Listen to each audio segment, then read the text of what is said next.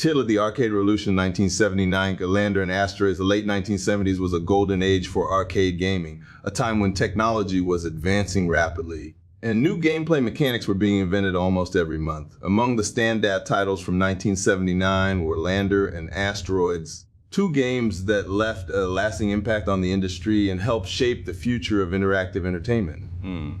Though one became an industry-defining classic while the other faded into obscurity, both showcased the growing ambition of video game developers at the time. Lander, the game that paved the way. Lander was a physics-based arcade game developed by Atari. It was an early version of what later became Lunar Lander, a game that challenged players to pilot a spaceship and land it safely on the moon's surface. The game featured vector graphics, a revolutionary technology at the time, allowing for smoother visuals and more detailed animations than traditional raster graphics. The goal of Lander was simple yet incredibly difficult. Maneuver your spacecraft using limited fuel and precise thrust controls to land on a designated platform without crashing. The game's physics engine simulated real gravitational forces, making it one of the earliest titles to introduce real motion mechanics in gaming. This level of complexity made Lander a hit among arcade enthusiasts who appreciate its skill-based gameplay. Although Lander didn't achieve mainstream fame, it played a crucial role in inspiring Lunar Lander and, more importantly, Asteroids, which would go on to become one of the most iconic video games of all time. Asteroids, a defining moment in arcade history, released in November 1979 by Atari. Asteroids was a monumental success. Designed by Lyle Raines and Ed Logg, the game was built upon the physics and vector graphics technology first introduced in Lander, but it offered a far more engaging and action-packed experience. In Asteroids, players controlled a small triangular spaceship in an open field of floating space debris.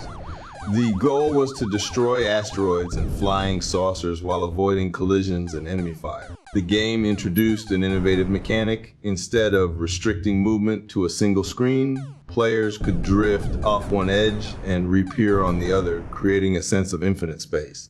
One of the most impressive aspects of Asteroids was its responsive and fluid controls. Players could rotate their spaceship, apply thrust, and use an emergency hyperspace jump to evade danger. The game's difficulty increased as asteroids split into smaller, faster fragments when shot, keeping players constantly engaged.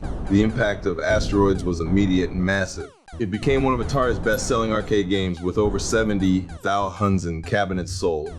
It also inspired numerous adaptations and homages across multiple platforms, from the Atari 2600 to modern consoles. The legacy of 1979's arcade hits, both Lander and Asteroids, played a role in advancing game scene physics and interactive gameplay. But Asteroids became the defining title of the two.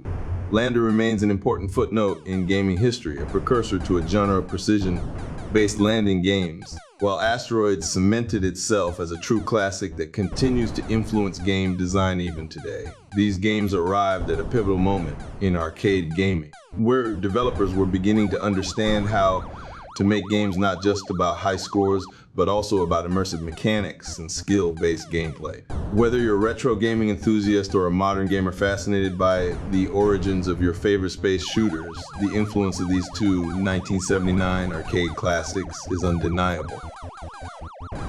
Until the next time, stay retro. Peace out.